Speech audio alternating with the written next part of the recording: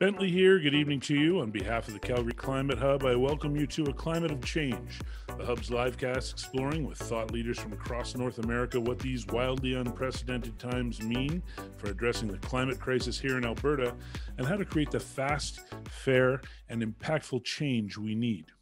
In the spirit of reconciliation, we acknowledge that we live, work, and play on the traditional territories of the Blackfoot Confederacy, Siksika, Kainai, Piikani, the Tsuut'ina, the Eyaksi Nakota Nations, the Métis Nations of Region 3, and all people who make their homes in the Treaty 7 region of Southern Alberta.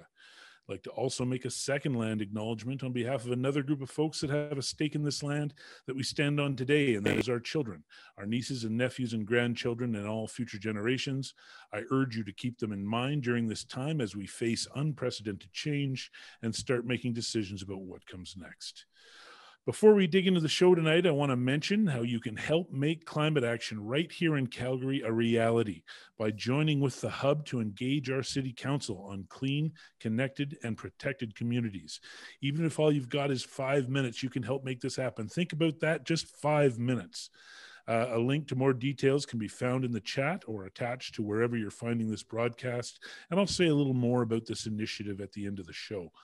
I also want to thank our sponsors for making tonight's show happen: Skyfire Energy, Go Electric, Radical Balance, and Solar Homes Incorporated. A little bit more about them later on.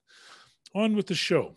So there was a heavy focus on electrification and electric cars at COP26 last year, but nary a mention of how we still build cities for cars instead of people, in spite of a world newly reacquainted with the value of experiencing outdoor spaces instead of just speeding thoughtlessly past them.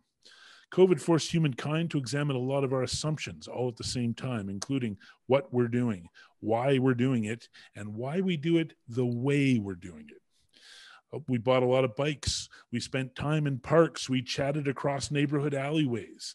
These new COVID-era realizations dovetail with worldwide climate disasters ramping up in frequency and ferocity. Classic climate denialism has become pure fringe, and which renders old-fashioned, unsustainable city building habits like sprawl increasingly indefensible. All this leads up to right here, right now. We have the know-how, technology, capacity, and growing popular support to start building cities we want to actually live in instead of just racing by. So what do we want? Well, that's actually a very fun and interesting question, which is why I'm bringing on a very fun and interesting person, Celia Lee of Sustainable Calgary. Celia Lee, welcome to A Climate of Change. Thank you. Thanks so much for having me. Well, you know, we had you on as a panelist earlier this year, and we've had Sustainable Calgary on a few times before, but what can I say? I can't get enough of you guys. You do great work. Do you want to talk a little bit about Sustainable Calgary before you tell us about this cool initiative that you're working on? Sure. Yeah, we've been around for over 20 years. Our work started with diving into the State of Our City report. So 40 indicators of sustainability across 7 domains. So really looking at the idea of sustainability within a pretty holistic concept, saying, you know, we can't address climate change at the expense of people. And that's a logistics issue as well as, you know, maybe an ethical one. So just looking at a holistic perspective of economy, health, community well-being, environmental well-being, resource use, governance, and how all of those things support or don't support sustainability. And from there, we try and see, well, where does our city need help? And then we dive in where we can be useful. Okay, and so the latest project that you're working on and that I was able to take a look at and fits right into exactly what we're talking about here is it's the Kids Reimagined School Streets. Is that the title? That's the title of our publication. Yes, yeah. Stepping Towards a Greener Tomorrow is the project. Yeah. Well, I should just mention I stalk Sustainable Calgary content to make me sound smarter, and I go to them all the time, and that's why this one's covered in coffee stains. This is an organization that produces quality output. So by all means, Celia, why don't you take over the show for a little bit and tell us a little bit about what you've been doing? Sure, yeah. I'll just share my screen here. And hold on. View. What am I doing here? View. There we go.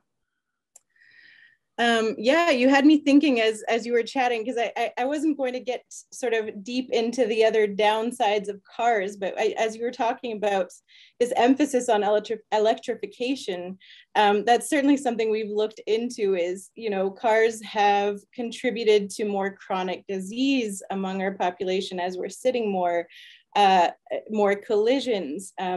The way we've designed our cities around cars has resulted in more loneliness. And so there are a lot of reasons why we might want to move away from cars. Yeah, but I'll dive into what we've been doing. So today we're talking about active transportation, about a 15-minute community. And so maybe a lot of you who are here know why we might be talking about those things, but I just wanted to point out a few things. Like 37% of our greenhouse gas emissions in Calgary are from transportation. So we know that if we move towards less carbon emitting modes like walking, biking, transit, we can actually make a pretty big dent. So that's, oopsies.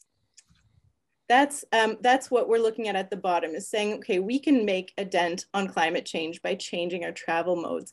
We also know if we do that, we improve, here we're saying child health, but of course we improve health for everyone. Even people walking to and from transit are measurably healthier. And then of course we also know that if we change the way we design our streets, people will walk, bike more. And so it's not just, so we need great pathways and great destinations. So that means also rethinking the way we design our cities so that our destinations are closer to us.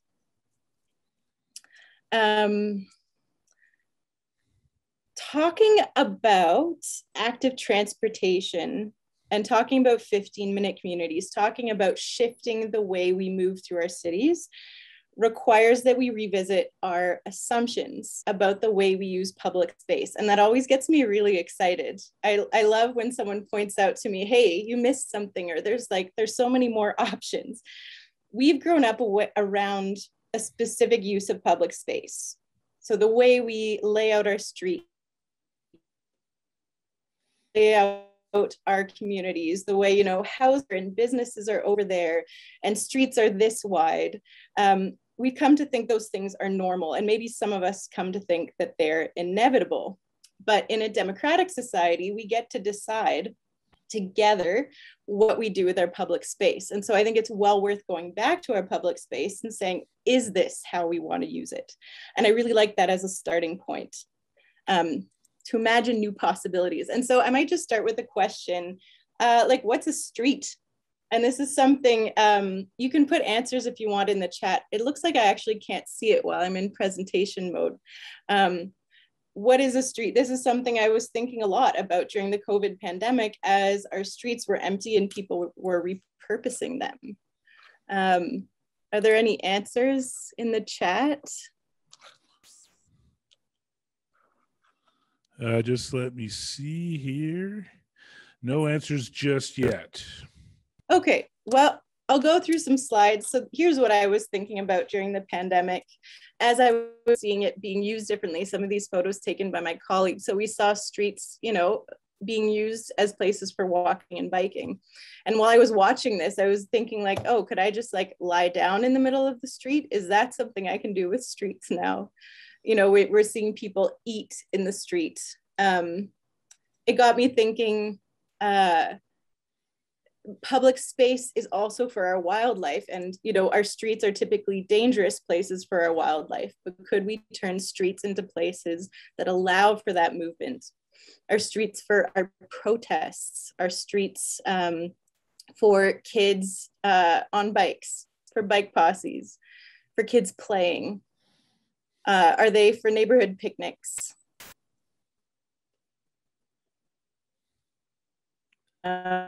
Vacation, you know, a lazy Wednesday night like tonight.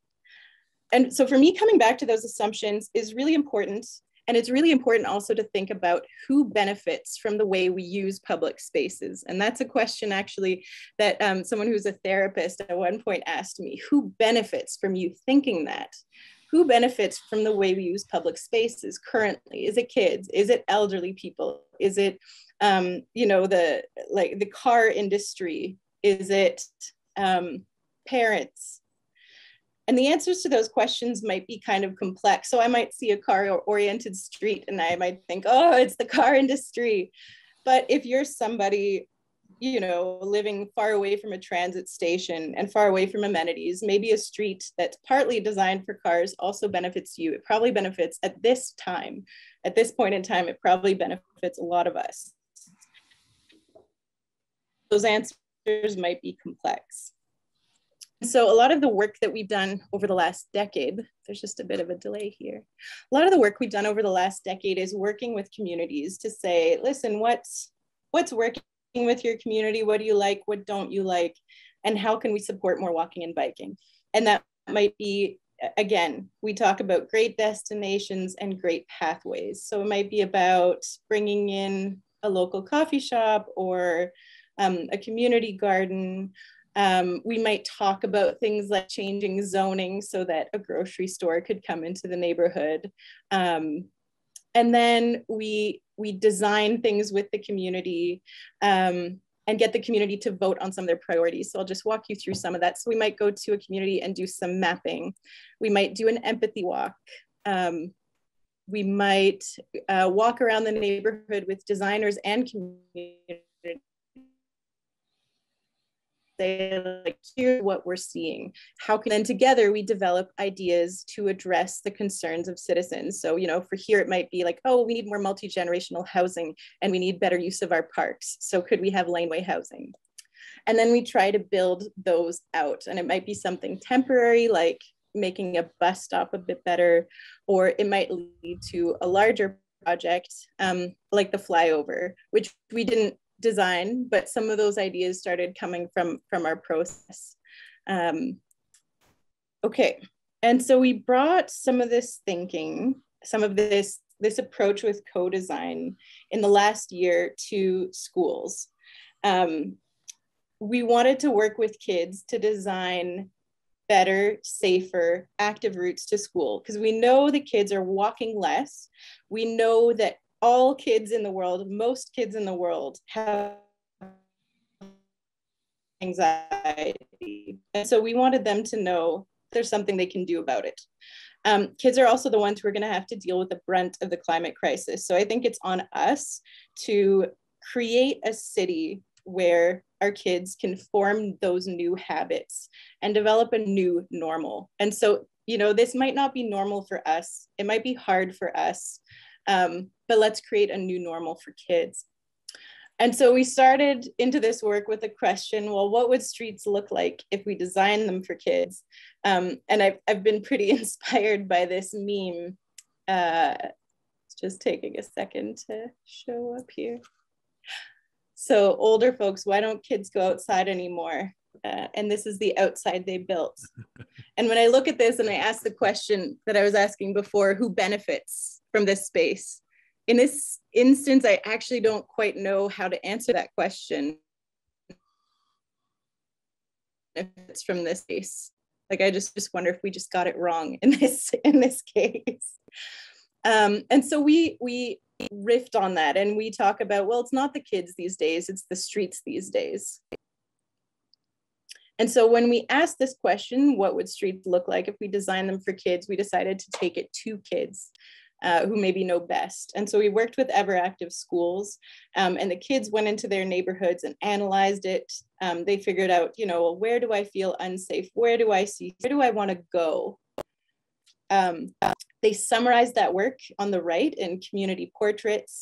And then we worked with them to show precedents of what pathways and streets could look like. And then we had them get to work and design safe routes to their own school, to pick a few locations and dive into what that might look like. I think that was always the case. Kids always felt more comfortable in places, not just with more greenery, but specifically with more trees. And we thought that was really interesting because there's so many health and environmental benefits to trees. And the research on that is actually, it just keeps building. And so the kids are picking up on something. And I think maybe adults have forgotten that over time. We forget the importance of incorporating greenery and trees. So kids in 3 neighborhoods, so this was the Beltline, Martindale, and Meridian, came up with three final concepts that they wanted to move forward with. So these would be sort of temporary concepts, what we call tactical urbanism, that they could try out in a space by their school and try something new. And sort of very quickly see that there is something they can do and that they can see that happen sort of within a year. In the Beltline, they decided they actually wanted to close down 3 streets around their school to create safer routes for themselves, but also create much needed park space for the local community. So they were being very empathetic. The final design incorporated sort of cutting off a chunk of a street and planting sort of native grasses and pollinators and creating lovely places for their community to exist. In Martindale, the kids looked more at road diets. So they were looking at Martindale Boulevard, and this is the main road, the only road in and out of the community. Just taking another minute here. So they looked at things like curb bump outs, painted curb bump outs, adding in a multi-use pathway, and being able to be at certain times of day to play in it. And then in OBK, at the school called OBK, it's in Meridian, they looked at something similar. And at that school, they actually don't have sidewalks. And so they don't have a great route from the LRT. What they looked at was transforming a local alleyway to make it a lovely place to walk, a lovely place to hang out, even if it's for sort of local workers, and to share that space with cars. Oops. So this was the original concept. And then we've been working over the last few weeks to make it a reality. So we painted the pavement, we put in some planters. The importance of greenery is definitely there. The planters are quite huge. And we're almost done this first phase. We'll probably go in and do a little bit more by putting in benches and ramps.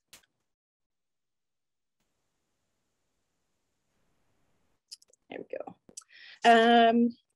So what we've done there with the kids then is sort of think about how could we make some changes at specific spots. You know, it's sort of like urban acupuncture. How could we make one intersection better?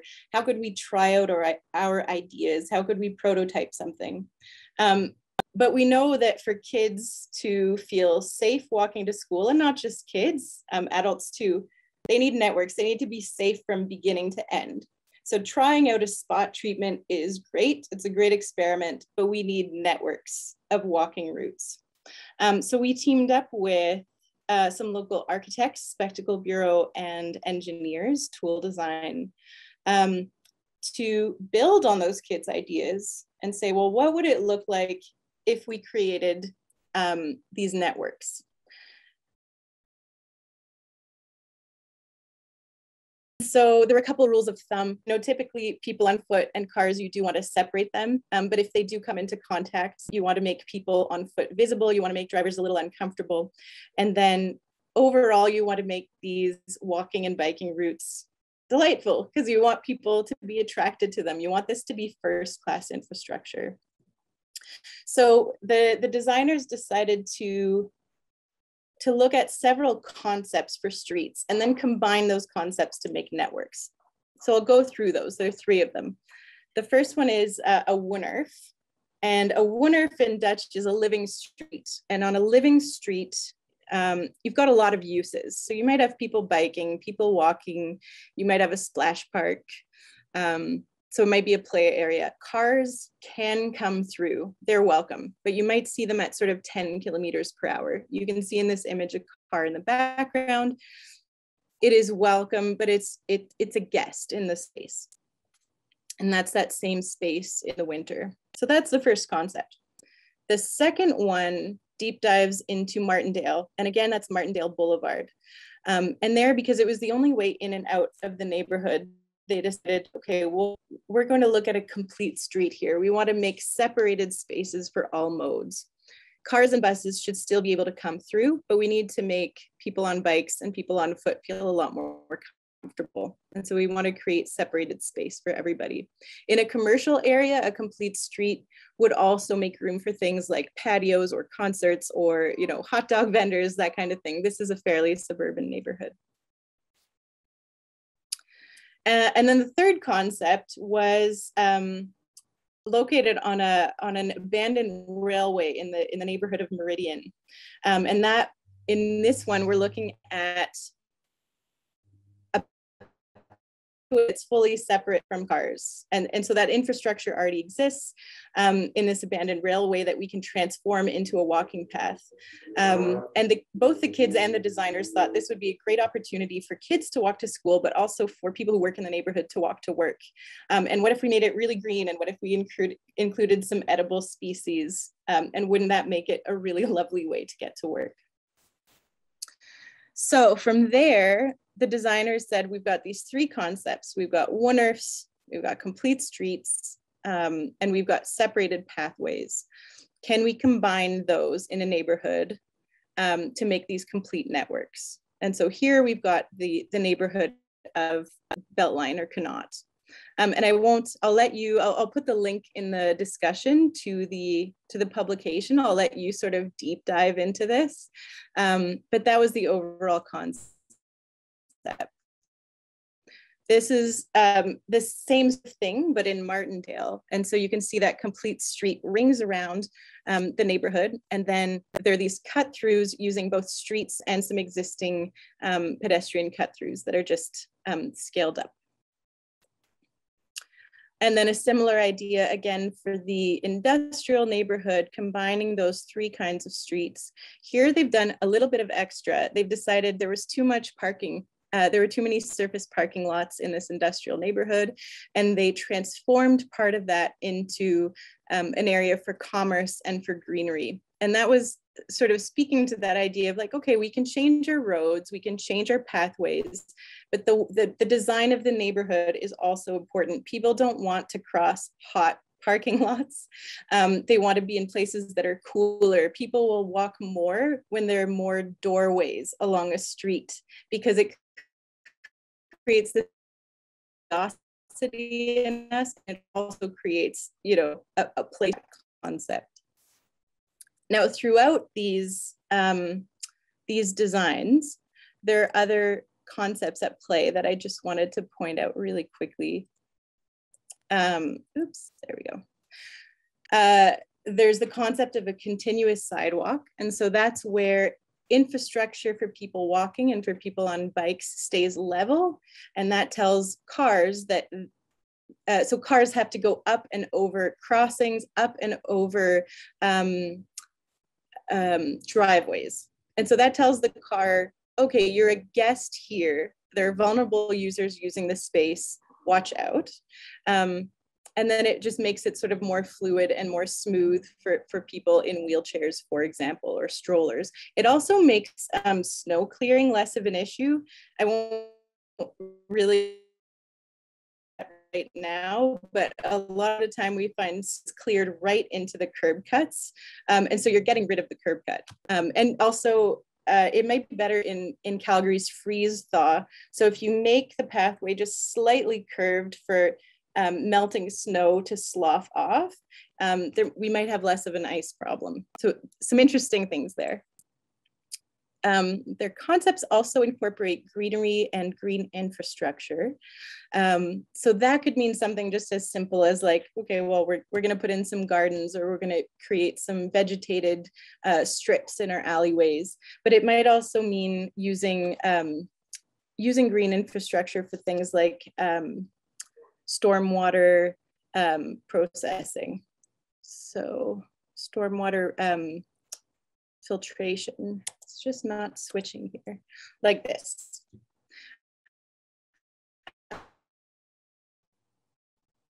And so if you look, for example, at the Connaught image, all of those east-west roads that are green Wooners. So they're those places where cars are guests, but the designers also decided, well, we're going to put in a lot of green infrastructure here to manage stormwater because this area is between two rivers. So, so let's incorporate some greenery. Okay, so that's, you know, some pretty specific work in 3 neighborhoods. So in 3 neighborhoods, we looked at some temporary ways that we could make places more walkable and bikeable. Then we deep dived and looked at, well, what could we do that's more permanent? The idea with this is to share this and to scale it up. So we have created a publication. We've got a video on the way. The idea is to share it with, for example, you know, the Ministry of Education, the Ministry of Transportation, city boards of education, parents. We want folks to know, to expand their ideas of what's possible, but also what's advisable. We want to see more substantial change in our infrastructure and our city design. And I think this will require both temporary and permanent changes. So the speed at which we need to change our infrastructure to meet the demands of the climate crisis, I think mean that we'll need communities trying, putting in some temporary concepts, the city putting in some temporary concepts, but also doing some of this more permanent work. And ideally, we want to see our budgets shift to accommodate that. So we have 2 opportunities coming up where, you know, where folks can weigh in and let the city know that they want to see some change. And so the first one is the climate resilience strategy, which is going in front of council on May 31st. I think you have to sign up to speak by May 27th. But that would be a really good opportunity to let your councillor know that the climate action is important to you, and the kinds of changes you'd like to see, the kinds of changes maybe you're willing to put up with. You know, if it's something, I think some of these changes are really exciting and beautiful, but also change can be scary. And I think that's okay. And so even, you know, a colleague of mine has been saying, I want the city of Calgary to go so hard on climate change that I'm uncomfortable. So I've been thinking about that a lot. And sort of the power of saying that to your elected officials, say like, make me a little bit uncomfortable. And then we've got the budget coming up, the 2023 to 2026 budget. The draft, I think, will come to us in October. And so again, that's something where, you know, I would personally like to see our budgets shift towards supporting more active travel, and decreasing our reliance on the vehicle for a number of reasons, for a host of reasons, one of which is the climate crisis. And I think I'll stop there. I will put some of our resources in the chat box, but I do see some comments. Now I can see them apparently. So I'll take some questions. Yeah, there was one clarification. Roger said you might of it there, but just to revisit making cars uncomfortable. Oh, interesting. Who that? That was my friend Roger from the Calgary Climate Hub. Okay, and why? He just wanted a clarification. Oh, a clarification on why making cars uncomfortable. Okay, this stuff's really exciting to me, I think, because it's sort of new in the last decade. So things that make drivers feel uncomfortable. So for example, if we look at reducing lane widths, we often hear from drivers like, oh, it's dangerous to drive now because the lane is too narrow and I'm gonna hit something. What that actually does is make drivers better drivers. So it typically will make them slow down. It'll make them watch out for cars around them, for people around them. So it actually does induce better behavior. And the Netherlands has run a lot of experiments with making drivers uncomfortable. And some of them are like So just changing the street in really unexpected ways where you're just like, oh my gosh, that seems so unsafe. But that it does have the effect of making people watch out for each other. The whole concept of shared streets actually is that streets can be shared by people on bikes, by cars, by people on foot, if everyone is moving very slowly. And it means everyone's looking out for each other and making eye contact and sort of not just being on autopilot. And they found on shared streets that are well designed, they found better safety. Yeah, I'm sure. So you know what I was, Can I give one more example of making cars uncomfortable? So one thing is, if we want to incentivize more walking, for example, one thing you could do is, let's say down the street, you've got a corner store. You make it a one-way street going the other way so that people want to walk to it. You know, like that's just a simple way of making it more comfortable to walk or more efficient. I love it. I think there's a whole bunch of little tricks that that can be employed that we're not that maybe we don't think about, or maybe they don't get put into place. But maybe just attention needs to be drawn to them on shows like this and with initiatives like yours.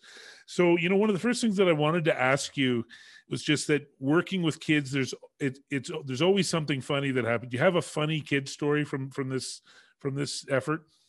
I have like awesome ones. All right, give me your favorite. There was, we were looking at making, we call them catwalks. They're shortcuts between shortcuts in neighborhoods, in residential neighborhoods that typically go to parks or schools.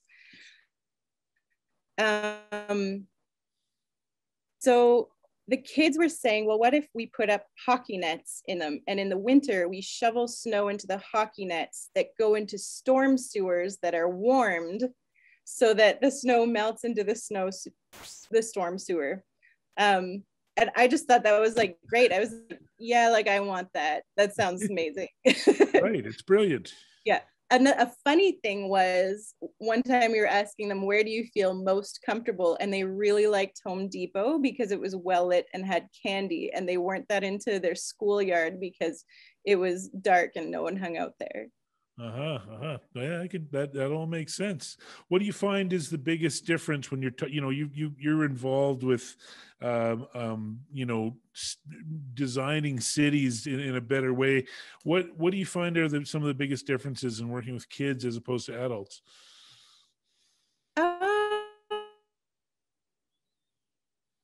Empathetic, very empathetic. That's sort of like, that seems to be their first priority, which is really important as a designer. They're not as much stuck by they're not as stuck by the rules. They haven't really learned the rules, so they don't know how to break them. But yeah, I remember, there were some kids who were saying, oh, well, let's use our cut-throughs to put in, affordable housing or housing for homeless people. And it's interesting because in Toronto, they didn't get laneway housing through until they pitched it as affordable housing. And I was just like, okay, well, the kids beat me to it. I love it. I was thinking about this today, and a mutual friend of ours, Kim Warnke, I think was the one who told me about this story, but they were doing some kind of neighborhood redesign, and, they had your standard sort of curmudgeonly, NIMBY crowd, like, I don't want all this. And then you brought them up and you showed, this is the community now, and this is what we're proposing. And to a man, every single person that looked at it was just like, oh my God, can we do this? And so how important is it to visualize and to actually, put a graphic in front of people and say, hey, look, this is the change. This is what it looks like. I think it's really important. It's interesting. Before this, I did a lot of work in policy, but I was mostly writing reports. And so one thing I really wanted to do with this work, part of it is ask the question, like, hey, what does policy change look like? And I think that gets people more excited, but it gets people even more excited when you say, like, hey, what could your neighborhood look like? Part of what's, I think, been strong about our work is that we don't go in with like hey, we're going to make this change, and what color do you want it to be? Like, we start really early and we just say, like, hey, what do you want? What do you need? you know, with the bias that we're working towards more active neighborhoods. But yeah, the interesting thing is that through all of this, we've almost never gotten negative feedback, constructive feedback maybe. We even had some Dutch students propose tearing up a street in Marlborough and just planting trees in it and turning it into a park. And folks thought that was delightful. Like, they were actually so touched that someone would be so imaginative with their neighborhood. And so they didn't say like, ah, that's a dumb idea. You know, they had some questions. Right. Well, I think it's really, really interesting work. I want to get to our panel, but before we do, I'll just mention, I have to mention the folks that help keep the lights on here, the electric powered lights, let's say. I'm getting ahead of myself here, but so first of all, one of our sponsors, Skyfire Energy. They're Western Canada's trusted solar provider since 2001, starting with the vision to bring the magic of solar power to the world for a stronger, healthier, and more sustainable global community. And I urge everybody to think about that. Since 2001, they've been leading on solar here in Western Alberta. And so that's real leadership, and that's real vision. And I think they deserve applause for that and recognition. Next sponsor is Solar Homes Incorporated. They're your net zero home renovations experts right here in Calgary, Alberta. Invest in your future, lower your emissions, renovate with returns. Maybe you've got questions about how you can start maximizing the value in your home with some of these new technologies. You can book a consultation with Solar Homes Incorporated today. So you can check out their website in the chat. Our next sponsor is Radical Balance. Are you ready to bring planet positive solutions to your business? Financial and environmental sustainability is possible, and Radical Balance will prove it to you. And our final sponsor tonight is Go Electric. They are the exclusive provider of used electric cars and plug-in hybrid vehicles for Calgary and beyond. I think they're in a really interesting spot right now, given that electric cars are often, people see as still sort of out of reach price-wise. Maybe you're through your existing vehicle and you want your next to be an electric vehicle, but you're not ready to pay that price yet. Go and check out one of the used electric cars. I can tell you, one of the Climate Hub's board members went and checked it out, and she went home with the thing. True story there. And she loves it. And so beyond that, I'll just mention that our next of Climate of Change is Wednesday, June 22nd at 7 p.m. We're going to be talking urban permaculture and food security with Lisa Patterson of Calgary Permaculture and a few fun and interesting guests. A lot of reasons to start thinking about where we get our food from and the difficulties with borders and shipping things all over the world and carbon emissions and all of these things. What if we could do it all here? Wouldn't Alberta be perfect for it? So that's Wednesday, June 22nd at 7 p.m., our next to Climate of Change. And finally, I'm proud to announce that in addition to the ongoing Climate of Change series, Calgary Climate Hub has greenlit a second show called The Climate Lens. We'll help you see how all the big stories of the day have climate at their heart in some capacity, and links back to local level climate action and how you can make a difference. We launch on June 15th, so stay tuned to our socials for more details. Okay, we're on to our panel. We've already got on board here returning champion Celia Lee from Sustainable Calgary, but we've also brought on Laura Shudiak of Youth en Route and Mike Atkinson from Free Transit Calgary. Both of these organizations are looking at new and different ways for Calgarians to get around without just immediately falling back to racing around everywhere in our vehicles. I'll just introduce Laura here first. Youth en Route has been posting a whole bunch of really cool information on Twitter showing new bike racks going into schools and newly designed bike racks, and the whole goal being to get more kids to start thinking about getting to school on bikes instead of cars. But Laura, feel free to jump in and tell us a little bit about your organization. It's relatively new, right? Yes, we are just about to celebrate our first birthday. So quite excited about what we've accomplished in the past year. So yeah, we call it breaking down the barriers that youth face when wanting to choose active travel. And at high schools, the numbers are really stark. In my mind, they're really stark. We started each project school with a survey of students.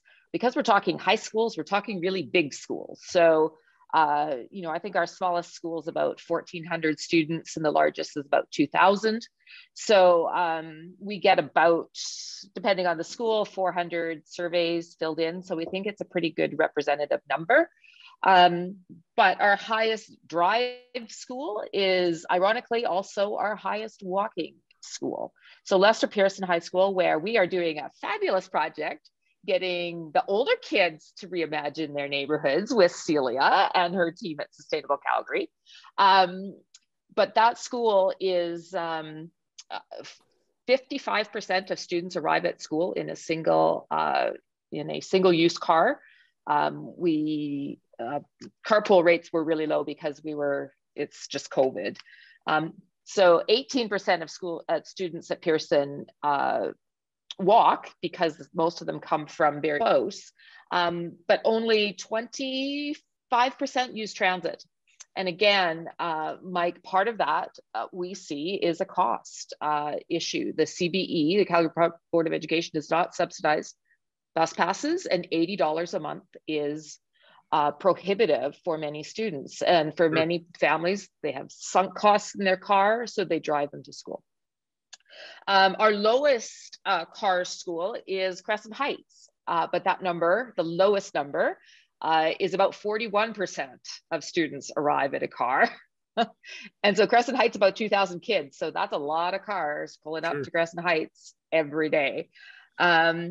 They also have the highest transit rate at about just over 40%. Or sorry, just over 60% are on transit. Sorry, almost 60% on transit at Crescent Heights. EP Scarlett was kind of in the middle. They're about 52% drive, 45% car transit, and the rest are about 9% active transportation. So again, very low numbers. Why is this? Well, a whole range of reasons, and we're learning more about them every day. Fundamentally, there is no culture around active travel at these high schools, and that's something we're really trying to change. I'll tell you some of my funny stories. So one of my, the project schools that we're really thrilled with is at Bishop O'Byrne, which is in deep South Calgary. And the leadership teachers there have been running all through April. We did sort of learning for the students around everything bike, helmet safety, how to change a tire, how to adjust a seat, wayfinding, how to choose the safest route, how to look at a map and decide what's the best way to go. Those things are crazy. Kids don't have any concept. They only see their city from the seat of a car. So they have no idea. How do I get across the McLeod Trail? Because they just don't know. But it's been really interesting because it's even more fundamental than that. I rode with each group. They're going to elementary schools and then sharing their learning through the month of May with these elementary schools. And so every Wednesday I pull up at the school on my bike and ride with a different group to their school. And the first day, Father James Whalehan, which is just over in Sundance across the pedestrian bridge, this one girl said to me, "Laura, I've got a math test afterwards. Do you think I should talk to the teacher about getting out of it? Because, 3 kilometers is a long way. I might be too tired." And I'm just like, well, let's have a conversation afterwards. And so she was like, she came back afterwards and she's like, wow, that's easy. I'm going to ask.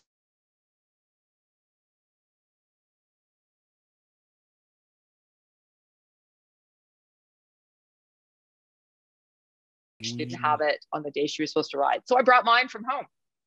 And I said, here you go. And she didn't have a chance to ride it. She just had to get on and go to her elementary school. And so then I asked her afterwards, you know, what do you think of my bike? And she says, oh, Laura, she said, it had a really, really comfortable seat, but it was really hard to pedal. And I'm like, did you change the gears? Oh, you Right. can do that. I mean, this is a girl that's in grade 12, like this. And so we've now started asking as part of our surveys, how much experience do you have riding a bike? And at Bishop O'Byrne, 6.5% of kids tell us they have never been on a bike. Another 12% say they've been on a bike, but they are not comfortable riding. So we think the work we're doing is really key. I mean, I think Celia is absolutely right. We need these pathways, we need the infrastructure, we need things that are safe routes for them to go to be able to make that choice. And they also need basic equipment. They need bikes. 55% of these high school kids have bikes. Another 10% maybe have access to one, but not every day. So again, there's a huge portion that simply don't have the tools. We're working on that. We love partners like Two Wheel View who does that as well. Really important work to make it a little bit more equitable. But fundamentally, the kids need to be empowered to be able to make this choice. And I think we've got work to do. It's lots of fun work, and the kids are super excited about getting these kinds of experiences. And the only other thing I'll add is that really working hard to get bike riding into phys ed classes. And so figuring out ways to do that, getting schools bike fleets, you know, and I give, you know, lots of kudos to Lester Pearson, to Forest Lawn, to Crescent Heights, where teachers have basically gone out on a limb and saying, we want to do this for our kids. And they're getting bike fleets and you know, they'll, because lots of times those kinds of changes are difficult to make in public schools. So that's, yeah, I'm happy to take any questions. Really excited about what we're doing. And maybe one day we'll get some money to actually be able to do it, but we're working hard on that. Oh, that's good. And, you know, I think there's something insidious about cycling, because once you get on that bike again and you start riding around, you're hooked, and you're hooked fast. And, you know, what I can tell you is what made me a cyclist was seeing that infrastructure that the city put in. And I struggle to think about when the last time I was on a bike before now. And now it's a day, like especially here in the springtime and heading into summer, it's a daily thing that brings me joy literally every day. So I think getting kids on those bikes again, and getting students on those bikes and getting adults on those bikes, that's critical. Mike Atkinson from Free Transit Calgary, looking to make all public transit free in Calgary. If we agree public transit's an important climate solution, then makes sense to remove ridership barriers. And, you know, one of the things that I learned from Mike when I had him at an event of ours in the past was that Calgary's actually already showing leadership on this, having the free fares through our downtown. And you know what, Mike, I was thinking about this today. I hear all sorts of people complain about all sorts of things that's done in the city. I've never heard one person complain about that free transit in the downtown. Does left, right, or center? I've never heard it. I've only heard, yeah, it's convenient, it's easy. And like, oh, well, yeah, go figure. Of course it is. Imagine if we just took that and extended out to the city limits. That's right. That's all.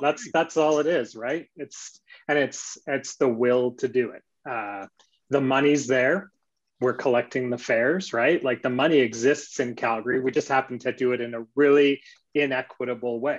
The way we fund transit versus the way we fund every other city resource. Doesn't like bike pass, the roads we drive on, city services like police, fire, everything. Imagine if you had a fire at your house and then you got a bill for 50% of the cost of sending the fire department to your house. How long would that last? But for some reason, we are okay with charging people 50% of the cost of them riding transit.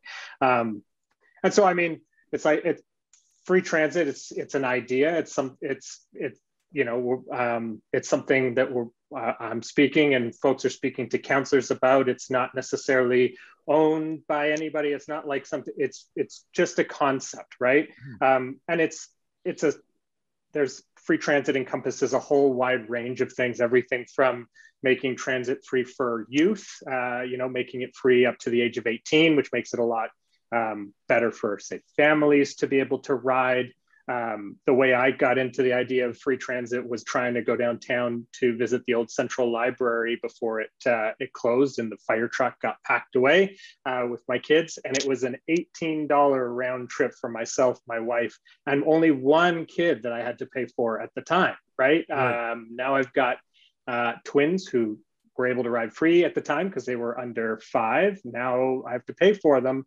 I can drive to Canmore and back on today's gas prices and still come out cheaper than I'm riding transit. That's a broken transit system. So we've incentivized, we've built out a transit system that's all about comparing what transit is like for the commuter, and that disincentivizes all kinds of uses, local, small trips. You won't just hop on a bus or a train to go 4 stops down the road. Maybe they'll go hop on their bike, maybe they'll walk. But as we've noted today, streets can be a little hostile, and sometimes it's easier to just hop in your car and do that, or if you have to carry things or whatever, right? So transit, I mean, it's the other thing that's really sort of woken me up to this whole free transit thing is the pandemic. We are in dire situation with our transit right now. Transit is at about 80% capacity of what it was pre-pandemic levels. They first slashed it down to about 70%. We recovered about 10% during the pandemic, but we're still only having the frequency of service of around 80% of pre-pandemic levels. And that's because we base our service levels or the funding of transit on the whole as a 50-50 initiative, 50% through property taxes and 50% recovered at the fare box. But what happens when suddenly everyone stops going to work downtown? What happens when you have a massive disruption?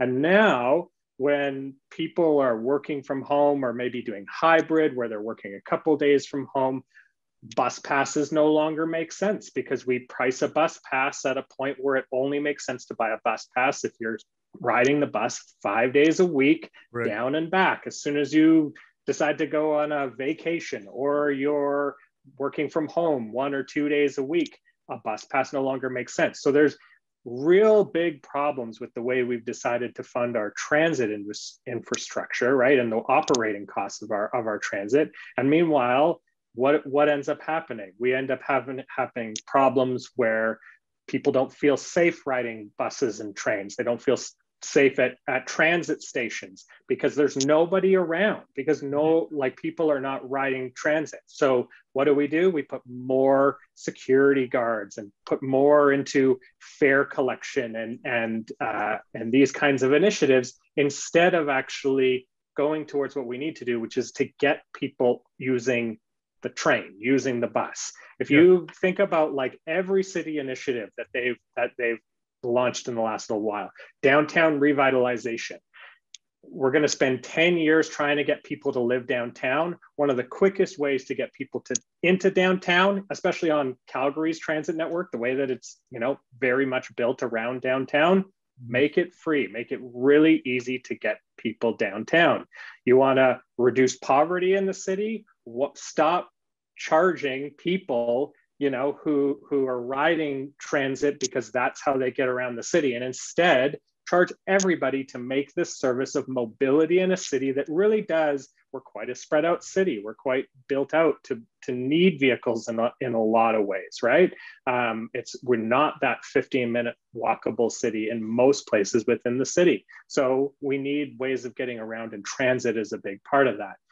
You want to do things like climate resilience, every single one, it lines up. And really the only problem that we ever end up running into is, well, how do you pay for it?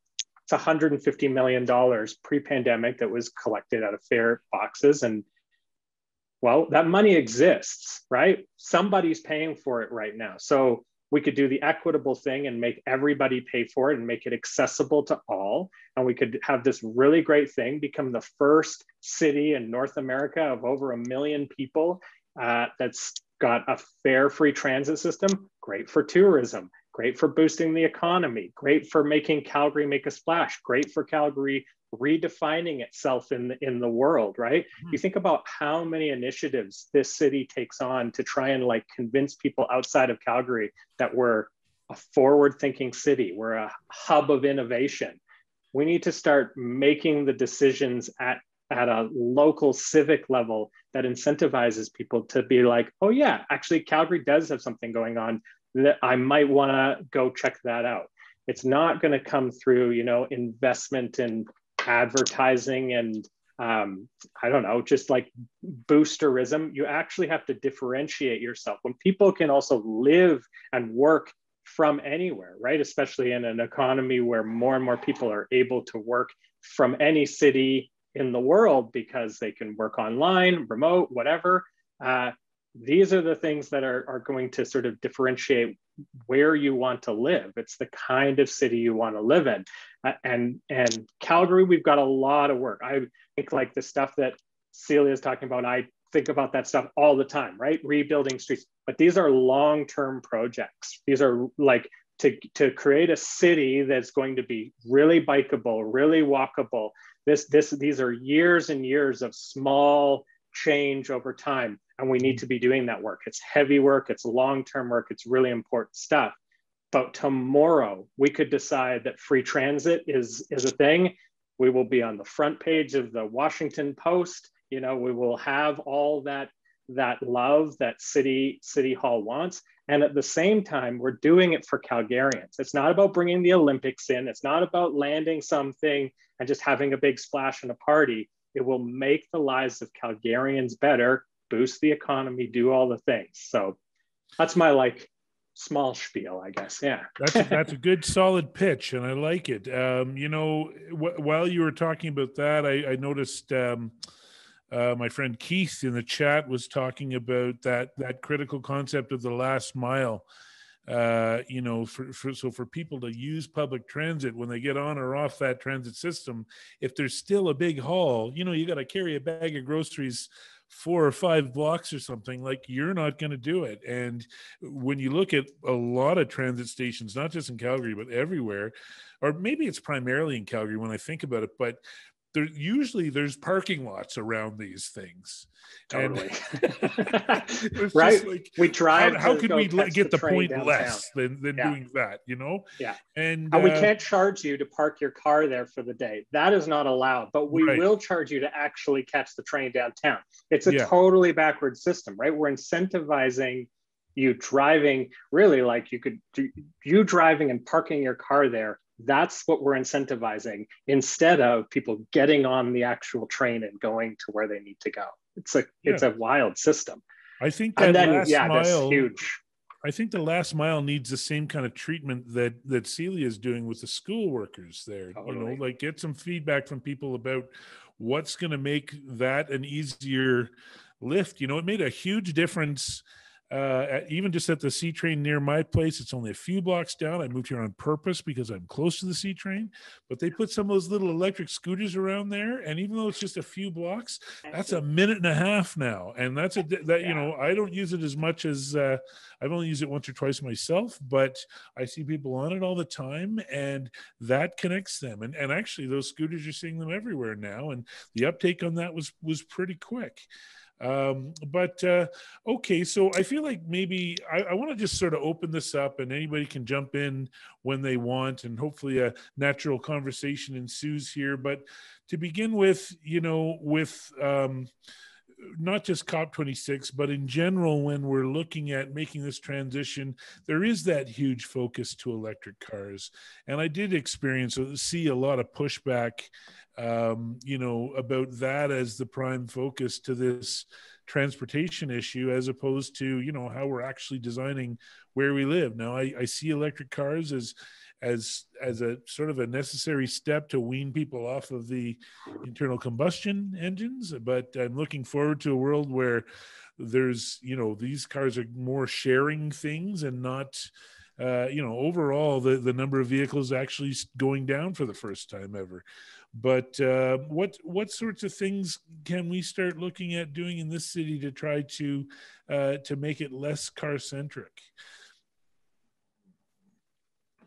Oh man, well, I think we should have we have sort of this primary transit network. We have a primary highway network. I'd like to see a primary active travel network. That's not my idea. That's my colleagues' ideas at Spectacle, that like connects some of our major nodes. So a lot of that might be along LRT lines. I'd really like to see funding from the province not have strings attached to it anymore.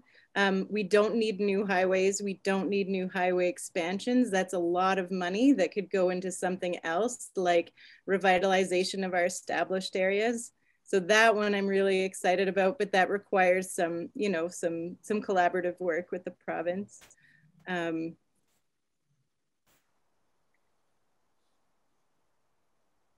Ode this city, yeah.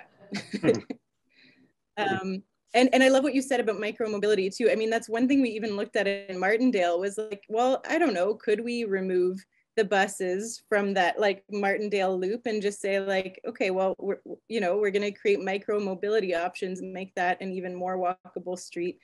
So I think there's a lot we can do with those. The micromobility, I meant the scooters, the bikes, those weird little boards. I don't know. The kids have all kinds of things these days. They've got just a wheel now. It's like one wheel, and I don't even know how it works, and it terrifies me. Nobody wearing a helmet, that terrifies me too. It's a little terrifying, but cool. What about it, Laura? What do you think are some of the things that we should be looking at if we want to try to get rid of some of the dependency on vehicles?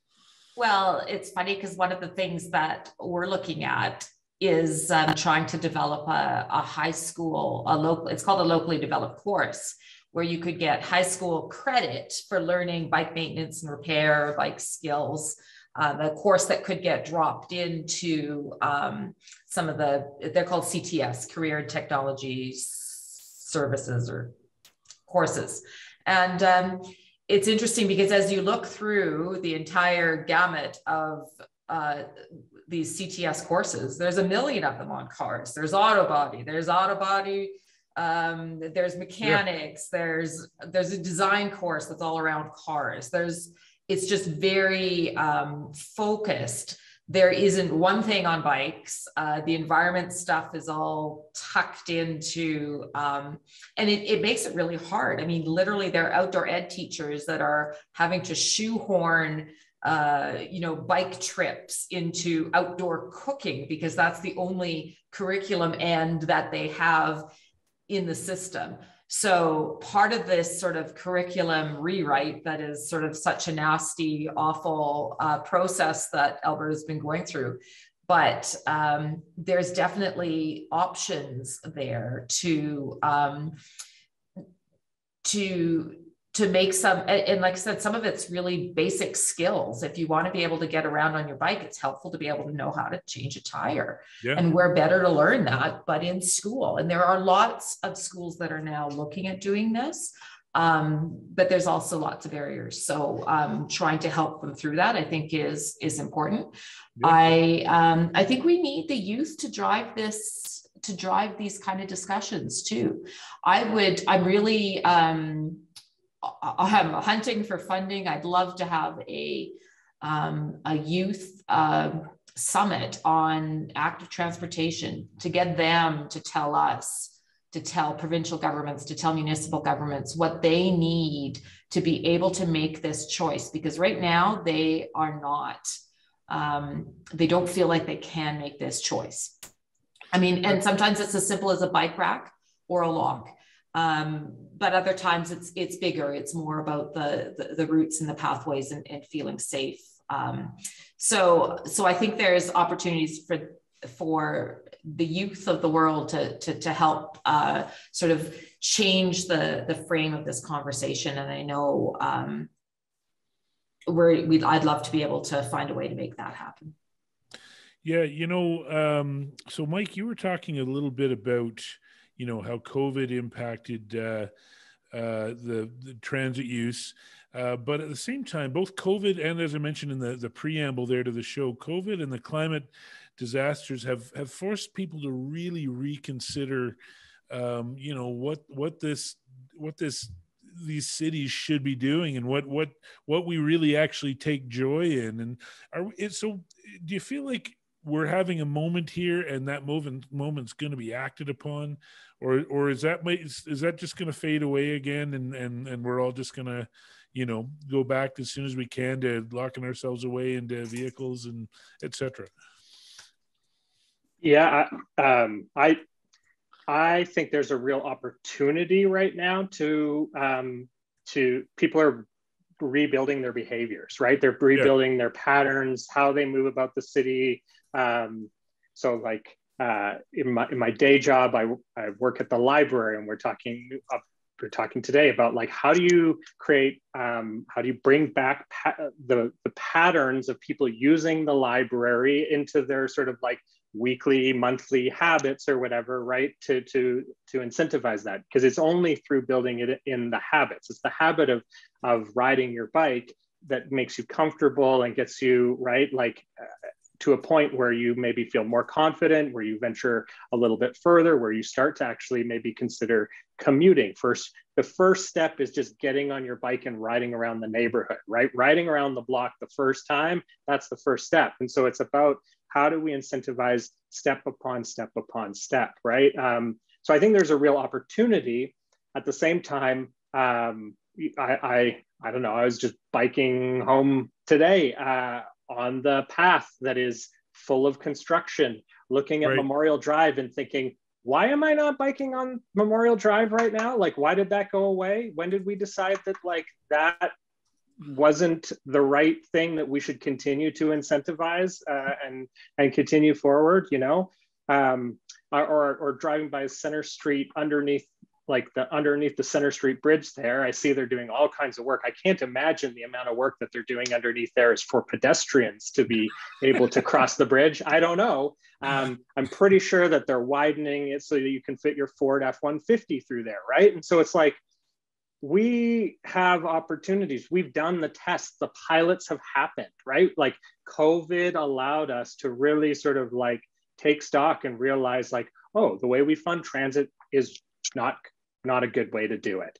Oh, if we give people spaces and streets to walk around and to bike around, they want to do that. They just need to feel safe while doing it. Yeah. We learned a whole bunch of these things, but I'm not really seeing the ones where I'm seeing it stick is when businesses are involved, right? When it's about the patio extensions, it's about the taking over the street to sort of economic growth, right? But these sorts of like mobility changes, the ways in which people move around the city, I'm not seeing that being pushed forward in the same ways that I'm seeing, like having four-season patios or those kinds of things coming on as like the big learning from the pandemic. So yeah, I don't know. I think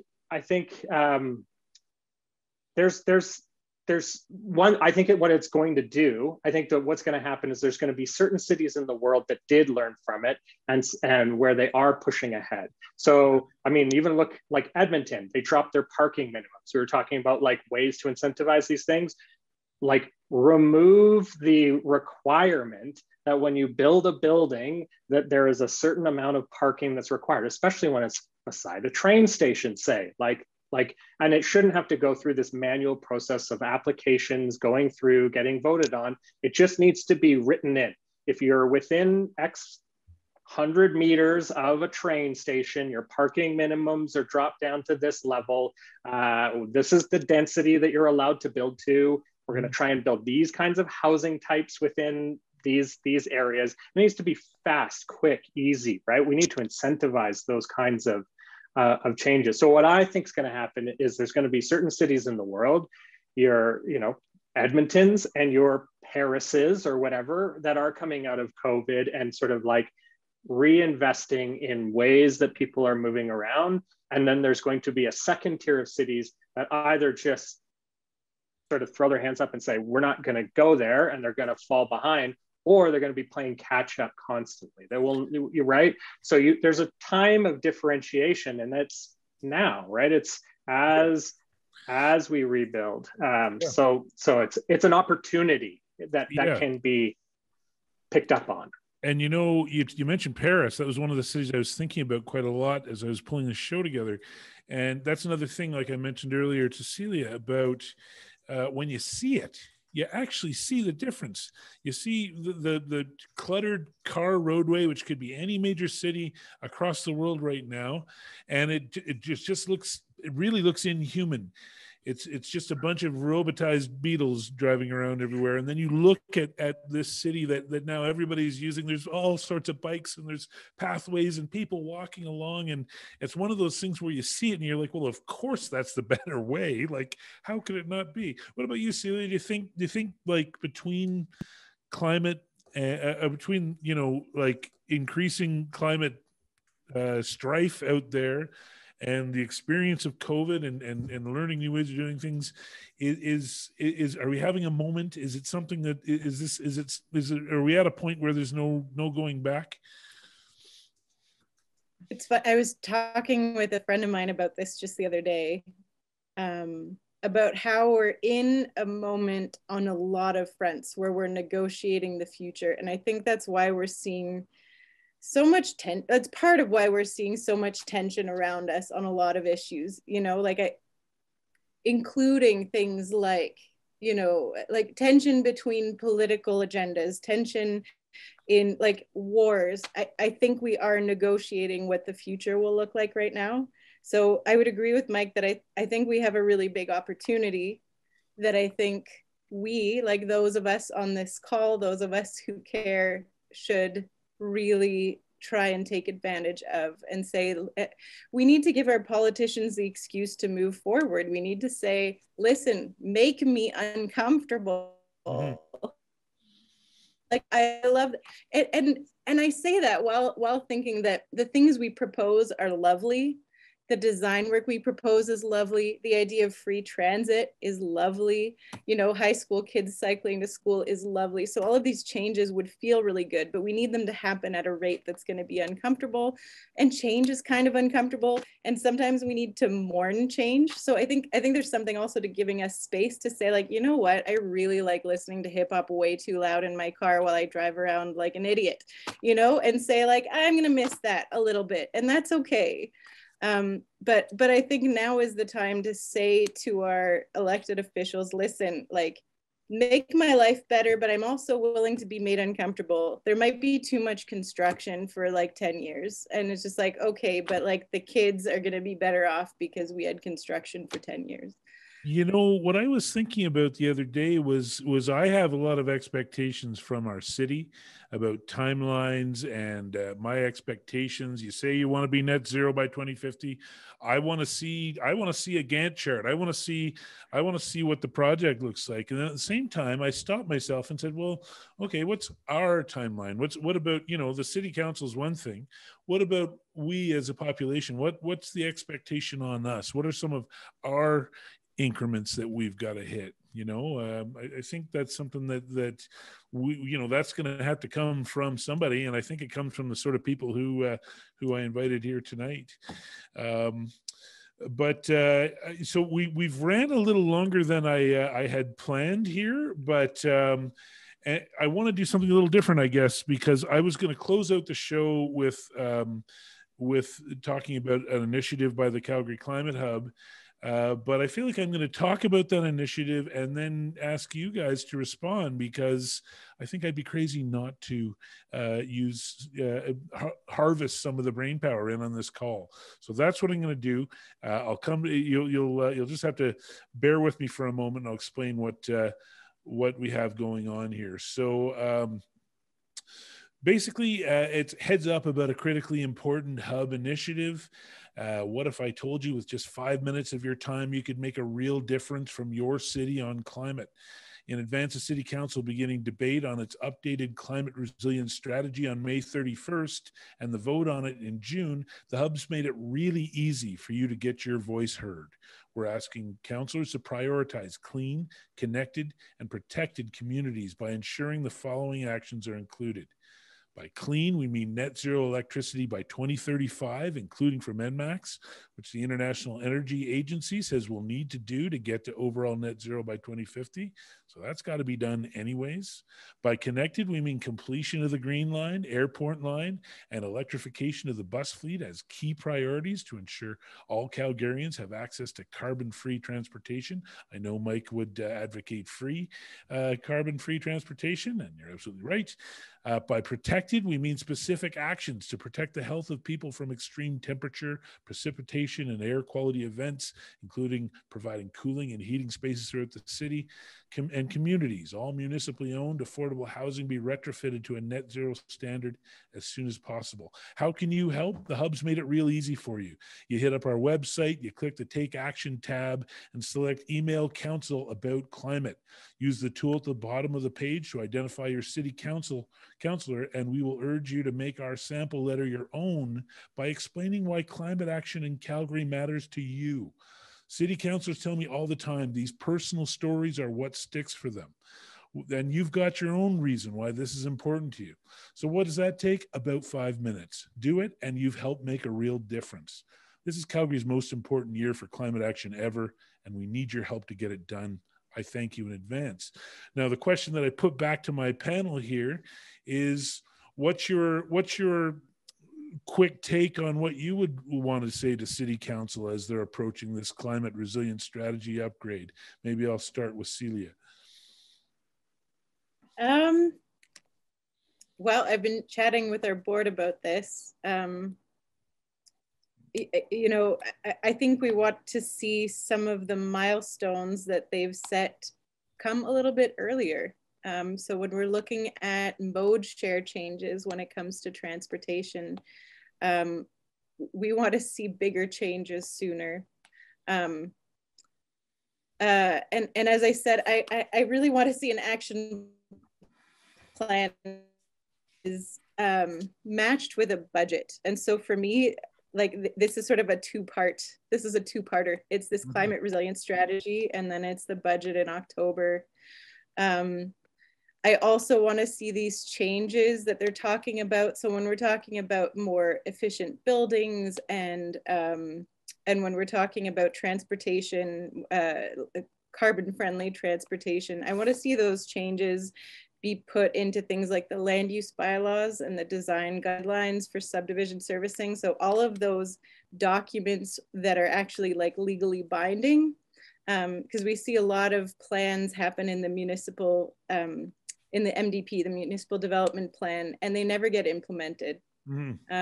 So yeah, just legalizing it and attaching a great budget with it and making sure it's equitable.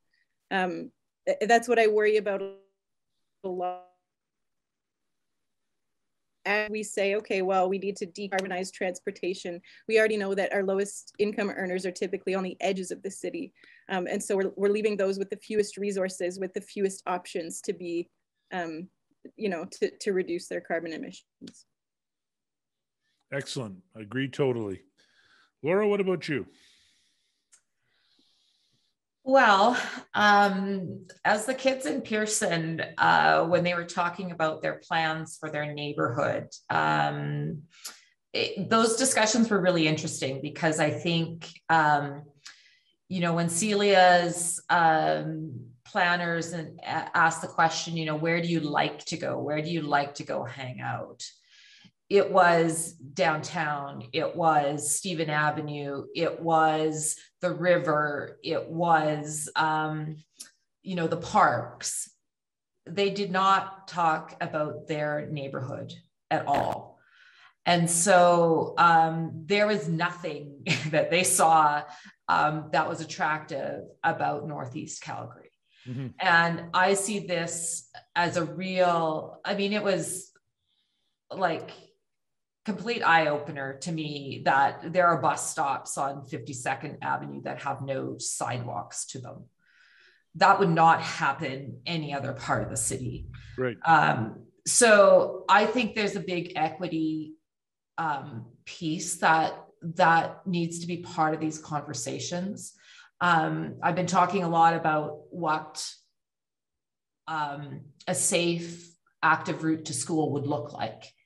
And families in Southwest and Northwest Calgary have that. And every time I meet with trustees or you hear parents talk about this, it's like, well, be loud, 311, 311, and then you'll get your crosswalk, or then you'll get your pavement in the area. And I've come up with this sort of way of phrasing it, that we need to take the squeaky wheel out of this process, because it's not equitable in any way, shape, or form. So I think a piece of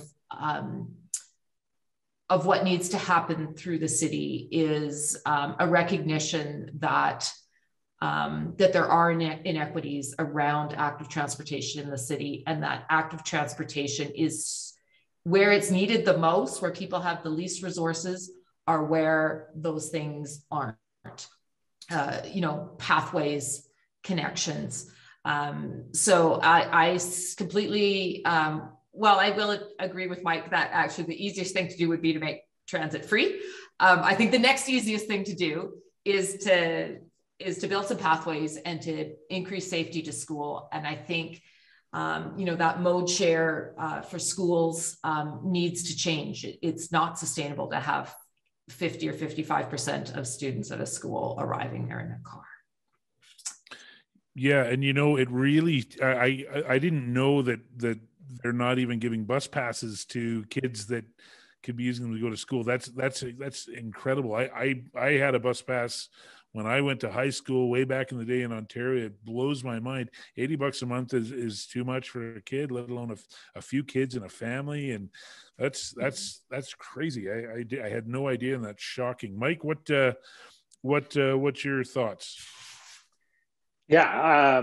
I'll be speaking at council, and I think everyone should. I think that it's one of the greatest thrills getting to speak to council. You get 5 minutes of decision makers' time, and you get to tell them what you think. And I think that really, however you want to do that, I think if you're just dipping your feet in, if you've never done it before, I love that the Climate Hub is making it really easy to get in touch with your counselor and to send those notes in, and they do matter. That is right. I think that's kind of why I've been sort of involved in urbanist efforts for these last, I don't know, five or so years now. It's because you have access to the decision makers. You have access to present your case. You don't get to do that as easily with a provincial or a federal government, but at a municipal level, you can affect the change for the city that you want to see. And the more that you have people going and actually voicing the concerns of the community and bringing a positive vision, that goes a long way in giving councillors the leeway to make bold, innovative, future-focused choices. But if you don't go there and rattle the sabers a little bit, councillors will fall back because their incentive is to find votes, right? So if they see a big crowd all asking them to make sure that climate resiliency is a really big part of the way that the city moves forward, they will do it because they're seeking votes. It's just, I don't think there's anything wrong with it. It's just how it is, right? It's a pretty straight up transaction. That's what they need. That's what they want. That's what they need. So exactly. They need to know that that's what we expect from them. And just to build on what you were just saying, I think it's one of the more empowering things you can ever do in your life is put a call into your city councilor or go and speak to city council because they are supposed to listen to you and they do want your vote, and you're able to say, hey, listen, this is what I want. Yeah. And this is why I want it. and it matters. I just hear time and time again that it matters. Totally. Well, and like, it's amazing. Like I'm still catching up here in the chat. Like people have ideas, but like, and you have to think like a counselor has the same amount of hours in the day as you do. So sure. Think about all the time that you've spent exploring amazing urbanist realms across the world, understanding how bike infrastructure, we can't expect our politicians are dealing with that, and they're dealing with like everything else that is running a city, police, fire, right? Like all the things. So they're not experts in any of it. So if you have done a little bit of homework and you do feel like you have a little bit of an understanding of a positive vision to bring forward, bring it forward. We can't expect the politicians it's not like they write some platform based on years and years of research. A lot of them make the decision a year before they get into running, and they run for politics. And so we need to bring those things forward. And it's a combination, right? I love like Laura, the work that Laura's doing on the ground, making like change happen in communities, right? Like that's really important. It's like there was a little thing in Banff Trail here where they did come bring your bike down, get it fixed up, and then they went on a little bike parade in the neighborhood. Amazing, right? You need that to get people excited, because you need people to sort of like have those first steps. And then we need folks in City Hall and writing letters and talking to counselors and saying there is a different vision for what this city could be. And I think the other thing is like to always remember, like we live in the most amazing city. It is a city with challenges, to be sure. But like, look at the weather outside, look at this incredible city. We have challenges, and they are unique to Calgary, right? We are a unique city in some of the challenges that we come up against. But if you approach it from a point of civic pride and wanting to live here and wanting to build the kind of city that you want to see, it can give you a lot of fire, and it can give you a lot of energy. Because sometimes the other thing is that these kinds of things can be a little draining. So to root it in like a sense of like civic pride, civic ownership, this is your city, and that you want to bring that forward. I always tell people everyone should get their 5 minutes in front of council. Let's break that record. What was that, 164 for the guidebook? Easy. Yeah, let's do it. I love it. That's great. Okay, well, I want to thank all of you for all of my wonderful, my guests and my panelists. I could chat with you all night about this stuff, but I only have so much time allotted to me. What I think I'll do is I'm gonna close just by giving a little pitch for the hub.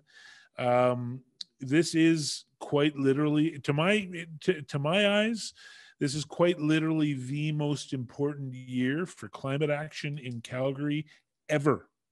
We have a city council that has committed to net zero and has declared a climate emergency. So they're going to be getting into their climate strategy. The hub's there. We're looking into it. We're figuring out how to get people out there. We're creating email templates, and we're preaching to you direct. Well, this year, it doesn't just stop there.